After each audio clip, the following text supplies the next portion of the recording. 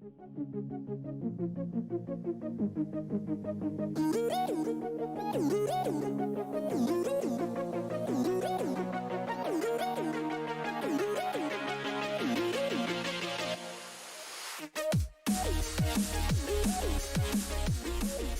everyone, and welcome back to the Zone Blitz. I am Vince Miller, joined as always by my co-host Ashton Overhaul. Ashton, how are you, and how was your Super Bowl Sunday? Yeah, it was fun. Last game of football that we will see for 7 months now. It was. Hey, by the way, a good game actually. Like I was kind of surprised. It wasn't, fantastic. Wasn't a fantastic game, but it was close. It was close throughout, and I don't know. We got to see Patrick Mahomes. Do you have any opinions at all on the Super Bowl? Like, do you care? Did you watch?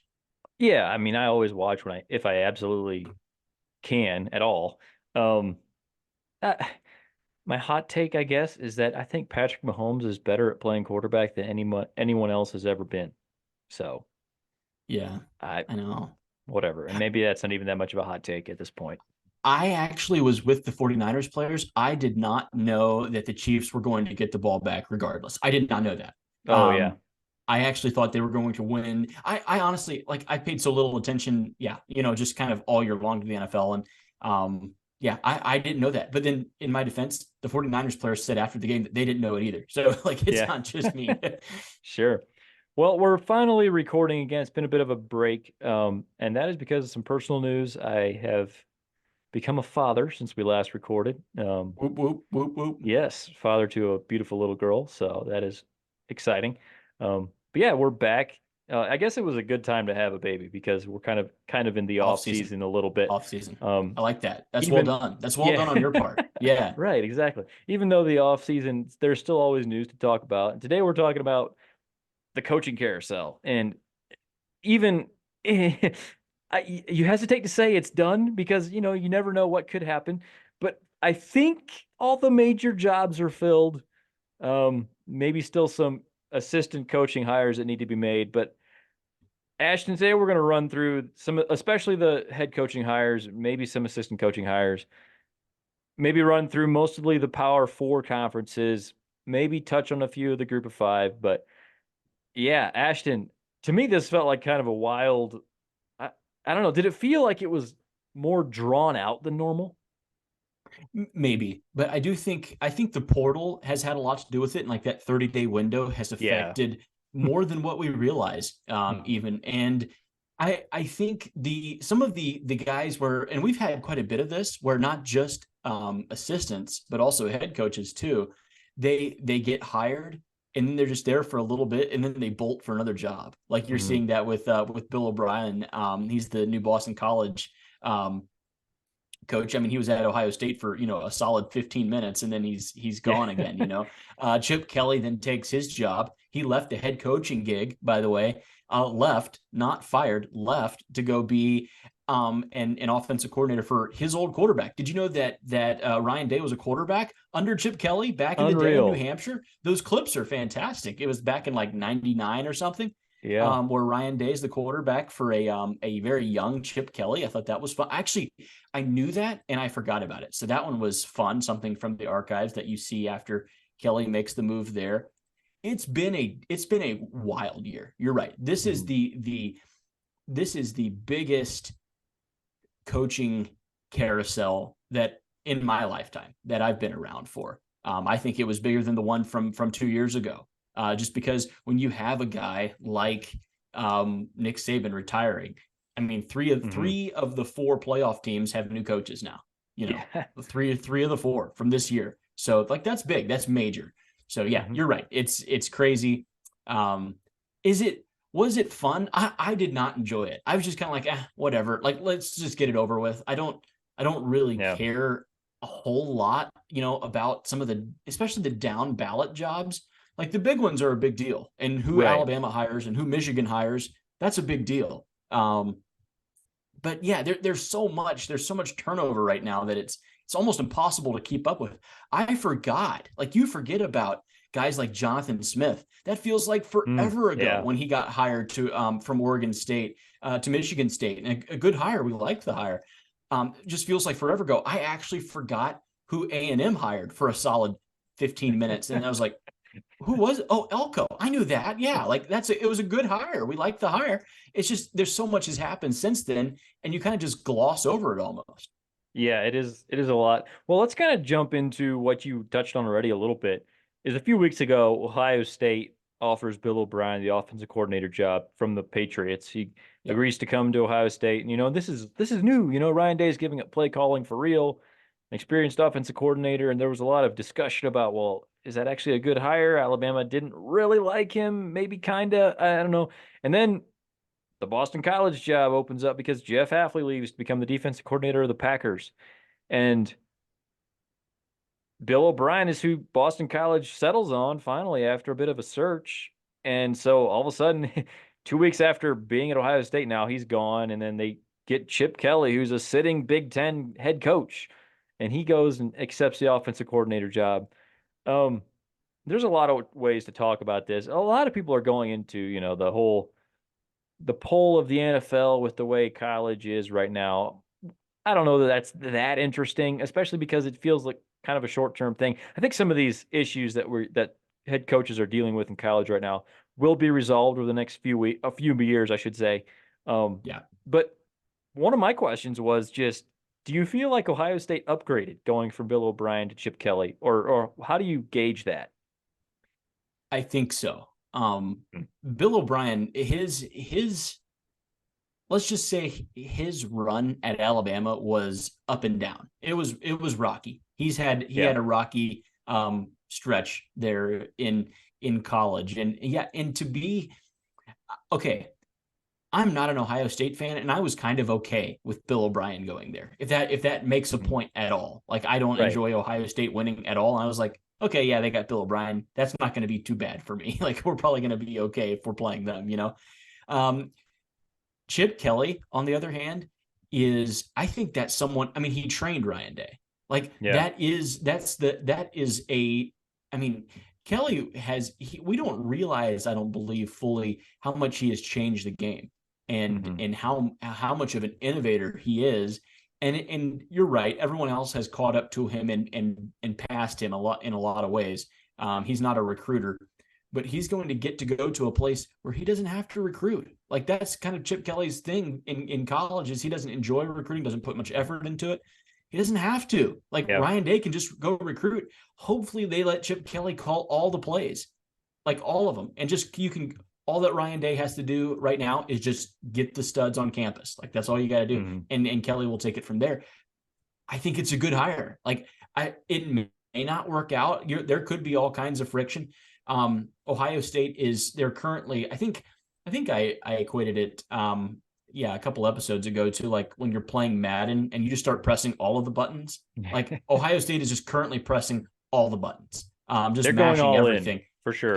They're pushing all the chips directly into the middle. Yeah. And I think they kind of have to. So yeah, it needs to work. Ohio State really has to have it work. And I actually think it will. I think they will have a good offense. Yeah, those are similar to my thoughts. I think actually Bill O'Brien is an excellent hire for Boston College. He's done some good work. Like at Penn State, he did a decent job. With the Texans, I would say he did an okay job as a coach, maybe not so good with the whole GM part of his job. But Boston College in this current landscape, the way the ACC is falling behind, like I think that was about as good as they could do probably with a hire, and I think that was a really good hire for them. Um, this morning, we're recording this on Monday.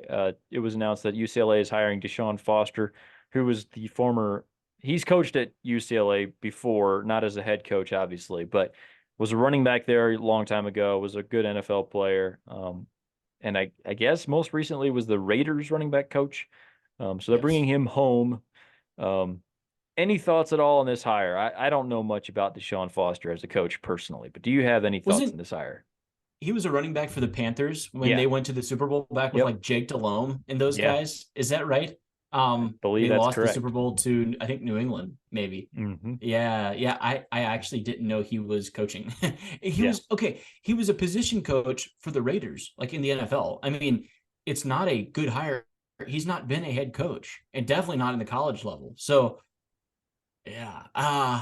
It mean, feels like I'm a not saying bridge guy, he's and then soon the UCLA will have some Big Ten money to play with, and maybe in a few years they can actually make a real hire.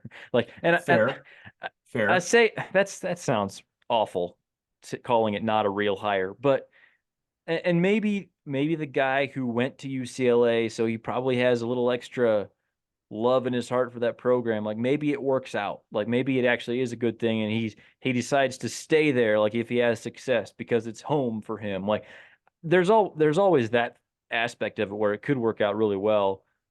But yeah, I mean, a guy, man, you're going to a new, harder, tougher league, and you hire someone who hasn't been a head coach before, or even really a coordinator. Yeah, it's a little bit of a rough look, I would say.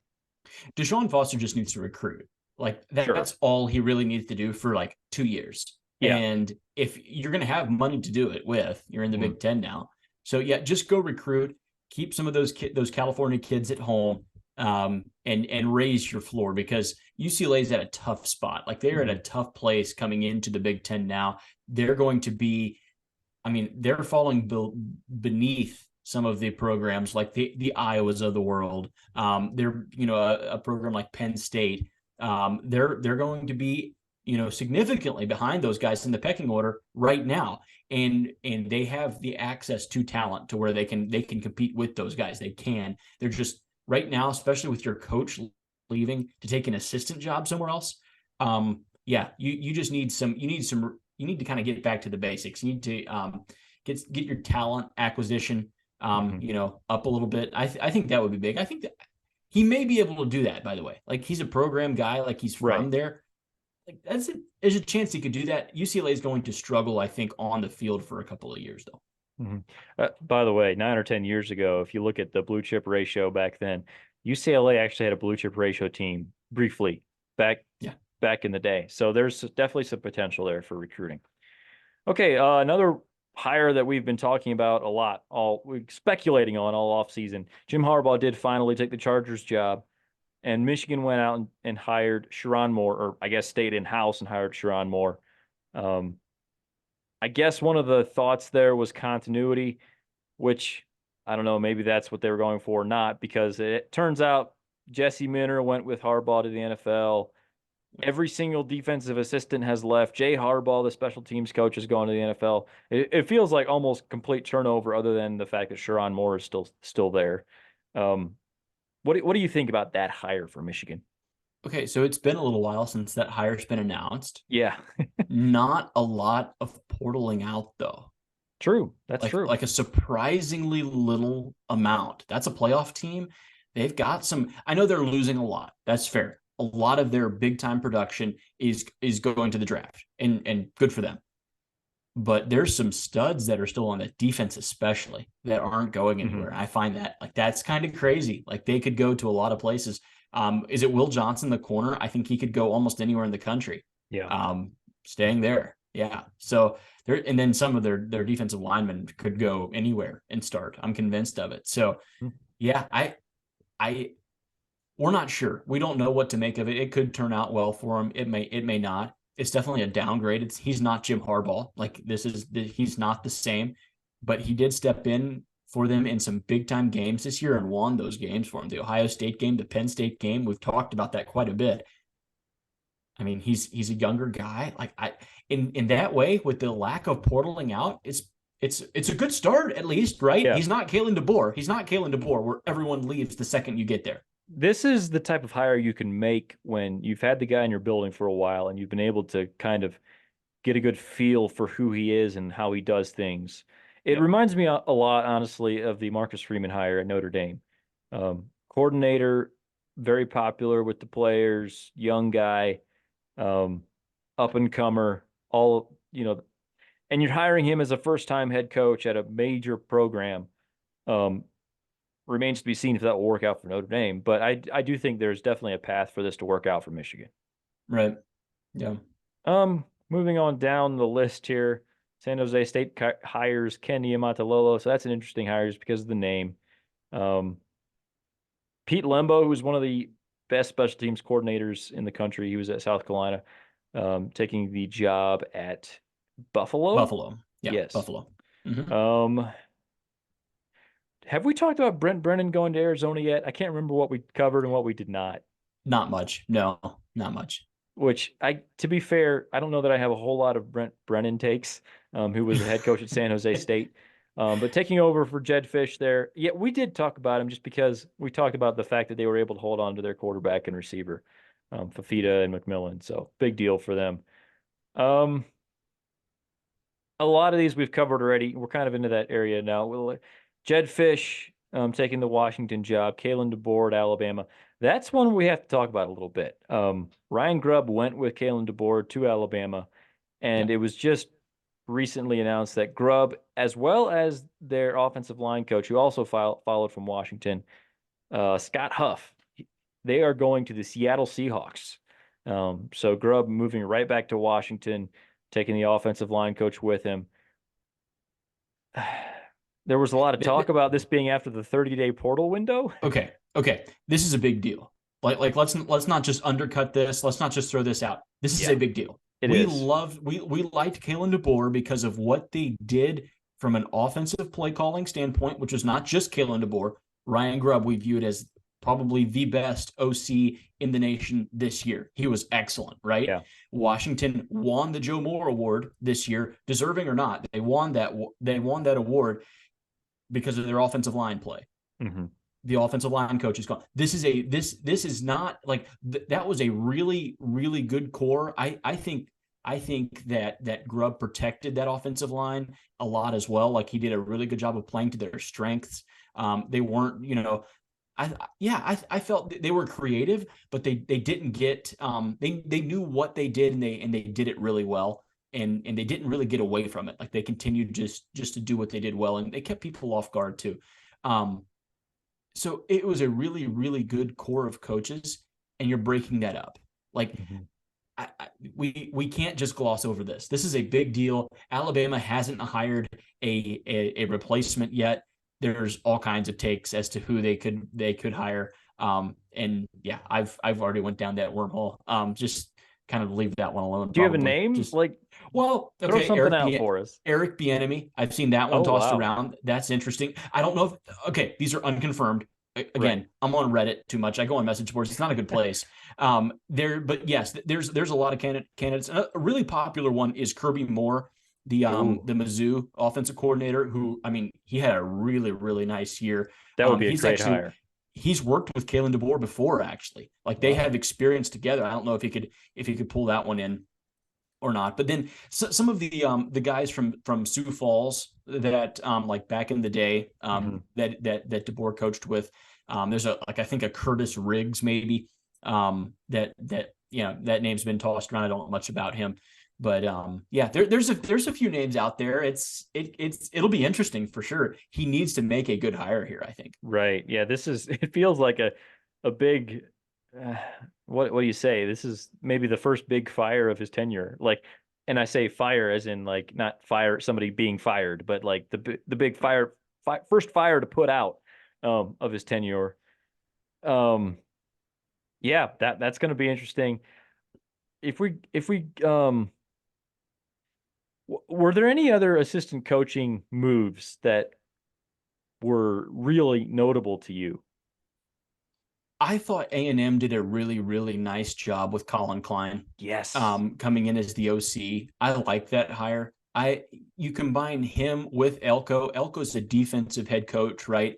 Getting an offensive coordinator that comes in there with an identity, I think is huge. He's young. I think he'll connect well in that region. I think that A&M is going to recruit well, but I think that that Klein can do a really, really nice job there, even with the tools that he has. You combine him with maybe a year or so, maybe 2 years of Connor Wegman, if we're lucky enough. Um, Hmm. yeah, I think that's a good hire. Like you can't really, yeah, I don't think you need to get past that. That was an excellent hire and probably one that Kalen DeBoer would enjoy having right about now, right? Yeah, I like the Colin for Klein sure. hire for A&M. So that one popped out to me. Yeah. Well, let's just going to run through some of these others because I mean, even though a lot of these happened a long time ago now, we haven't talked about them very much. We've talked a little bit about Jonathan Smith to Michigan State, Jeff Lebby to Mississippi State, David Braun, who we both thought did an excellent job with Northwestern. They promoted him from interim head coach to the actual full-time job. Fran Brown to Syracuse, the Georgia DB's coach. I know we touched on it just a little bit. Do you have any more thoughts with maybe a little more time to think about that one as a Georgia fan here who's familiar with Fran Brown? He's going to recruit well. Like he's going to recruit really, really well. He's going to Sure. pull in some kind of impressive, like some ex-Georgia players or, guys that he recruited that maybe went to another SEC school. He's going to have ties with those guys and he's going to be able to bring him to Syracuse. We have no idea how it will work with functionally, like as a team. Like how does this work on Saturdays, for Fran Brown? Because he's just been a position coach. He's not been a head coach. So yeah, it'll be interesting. It's kind of the same with a lot of these first year guys. Like with the exception, I mean, there's some like kind of older, experienced dudes, but with the new guys on the block, of which there's a few, you don't really know. Like we don't really know what it'll be like with Sharon Moore long term, Deshaun Foster at UCLA. Like these are, those are some fairly big jobs. We don't really know what Jeff Lebby will look like as a head coach at an SEC school at Mississippi State. So there's going to be a lot of things that you're just going to have to figure out. Like we don't, some of the stuff we just don't know. Can I just bring up one name? It's not a Power 4 job. We're going to call it the Power 4. Is that right? Not the Power 5. There's been a few things. Power 4. Yeah. Okay. Sean Lewis to San Diego State. Yeah. From Colorado. Is interesting. It is. He was at Kent State 2 years ago. I thought he did a very nice job at Kent State. Goes to Colorado and got kind of thrown under the bus out there. I don't know if you watched the Amazon stuff, the documentary on Coach Prime and the whole Colorado thing. You live in Colorado. It was not fair what happened to Sean Lewis. Sean Lewis is a good football coach. He is. And I just completely do not agree with that at all. I thought he did an excellent job at Kent State. I thought the offense last year for Colorado was not the problem. Like the problem was they could not stop anyone on defense, and their offensive line couldn't block anybody, regardless of who called plays. So yeah, I think he was used as the scapegoat a little bit. I felt that way, and I think he will do a good job at San Diego State. I think he's a good coach. Yeah, I think that was about as well as they could have done. Interested to see how that works out. Running back really quick to the Power 4, two schools that are kind of the same but in different conferences. Indiana and Duke they have some similarities. Duke has invested more in football recently. Obviously, they just had a good coach in Mike Elko, did incredible things there in his 2-year run. Right. Compared to what their track record has been. And then Duke went out and hired Manny Diaz, who was the Penn State defensive coordinator. Indiana, maybe in a similar spot in the Big Ten. They hired Curt Cignetti from James Madison, who did really good work there. Right. Obviously, these are two jobs where you have an uphill battle to fight. I mean, Duke maybe less so just because it's the ACC, a little bit easier there. What do you think about these two jobs, these two hires, and who do you think, like, what does success look like for these guys? Okay, Indiana getting Curt Cignetti from James Madison is a good hire. I did not think that Indiana was going to be able to pull someone like that. Indiana's in rebuild mode. Like they have some real issues there, right? The Big Ten looks way different. They're going to take a lot of L's for a while. Yeah. Like it's going to be hard. It really is. Manny Diaz to Duke.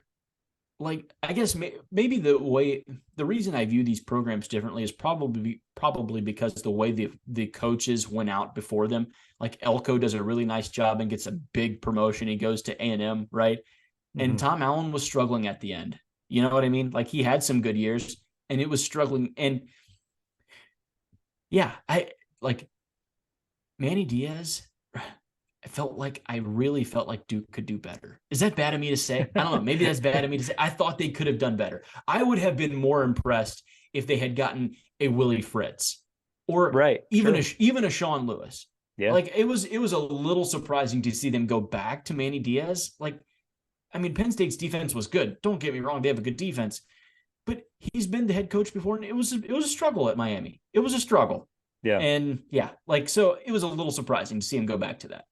I think I would agree with that. Of those two schools, I like the hire by Indiana a little bit better, but I also think there's might be a better chance that Diaz works out just because I think it's a little easier at Duke because they're in the ACC. Both of these guys have gone out and gotten decent quarterback transfers, by the way. Indiana getting Curtis Yes. Rourke from Ohio, Duke getting Right. Malik Murphy from Texas. So that'll be That's a interesting to big one. watch. That Yeah, was a big one. I was really surprised to see Murphy go to Duke, right? Like yeah, it felt like he could have went to a lot of places, and he ends up becoming a Blue Devil. right. You mentioned Willie Fritz a little bit ago. He gets the job at Houston, taking over for Dana Holgerson there. I think that's a really good hire. He's just Yeah. he wins everywhere he goes. Like he had Tulane rolling right along. Now he's at Houston. Spencer Danielson will now be the Boise State full-time head coach after being the interim for a while and defensive coordinator. Um, anything notable on either one of those? More than what I I mean, just I love the Fritz hire, right? yeah. Like that felt like that was as good as Houston could do. Yep. That's a fantastic hire for Houston. I don't know much about Boise State. I really don't. Like, yeah, so like Boise's struggling, I think, a little bit. Some of it's the expectation that, after you have a couple of coaches like what they did, they had the run that they did where they were legitimately like national title contenders. I do think that it can be difficult to live up to that expectation. And I don't really think that Andy Avalos did a terrible job. Like it wasn't terrible for them. They lost a couple of games that in their mind they should have won. And yeah, and we're moving on to yet another head coach. And you have to be careful about just churning through head coaches. Like I think Florida's on the fringe of starting to do this, where we're just churning through head coaches. Auburn did this, for a while until they got some like a little bit of stability, but like it felt like we were just it was a new one all the time, Mm-hmm. and Boise's kind of doing this as well. It's not the answer in my opinion. I don't think you can just. I think you need some stability. Hopefully they can find that. All right, just moving on quickly. Some of the other group of five schools, honestly, maybe my three of my favorite hires of the whole offseason. New Mexico hires Bronco Mendenhall, who I thought did a great job at BYU in Virginia and then kind of like retired for a while. I think that's an incredible hire for New Mexico. Bob Chesney, hired by James Madison, who did really good things at Holy Cross in the FCS. That's a great replacement for Kurt Signetti. And then John Summerall moving from Troy to Tulane. He's been talked about for some SEC jobs, and a lot of people still think he will end up in the SEC at some point. He's done Right. some great things. Of those three, do you agree with my take that all three of those are really good? Obviously, that's just a really boring, basic take that probably everyone agrees with. But which one of those maybe stands out to you the most? Summerall from Troy. I love that guy. He's done a really, really nice job at Troy. Troy's a good team. They're a good football team. You're right about the SEC ties, potentially. I Yeah, think that's interesting because if he has a couple of good years at Tulane, that's like Mississippi State caliber right there. Like yeah. he's that kind. He's a guy that a school like that would go after. So he's recruiting already in the area, doing a really nice job. They were a good football team. Troy was spunky. So Hmm. yeah, I like that hire. The other ones I don't mind. The Holy Cross one's interesting with Chesney. I don't know a ton about him, but that program has always been really, really good. So it'll be fun to see what he's doing at James Madison. Sure. Okay, I think that's about all we have for the coaching carousel. Who knows? Next week we'll have three more jobs because something weird and unforeseen happened. Hopefully not. Hopefully it's over. But yeah, it was good to record again. Yeah, I was going to say apologies for the break, but I don't really apologize. Yeah, so yeah, thanks everybody for listening. Have a great week, and God bless you all.